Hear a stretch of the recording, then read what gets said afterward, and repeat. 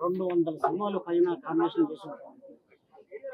కొడుగ్గా, తమ్ముడుగా, ఫ్రెండ్గా, అసిస్టెంట్గా, తోటి నటుడుగా ఎన్నో సినిమాలు యాక్ట్ చేశారు. తెలుగు అంటే చాలా ఇష్టం, తెలుగు నటులు అంటే చాలా ఇష్టం. తెలుగు మాట్లాడి అద్భుతంగా చేసే నటులు ఉంటే ఏమయ్యా వీళ్ళకి అవకాశాలు ఇవ్వండి అని చెప్పిన ఏకైక నటుడు కోట శ్రీనివాసరావు.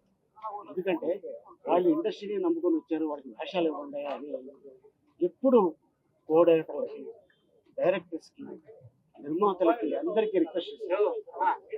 అటువంటి అద్భుతమైన నటుడు ఈరోజు మన మధ్యన వేరు అనే వార్త తక్కువపోతారు. ఎందుకంటే దాదాపు 35 సంవత్సరాల నుంచి మా అనుబంధం.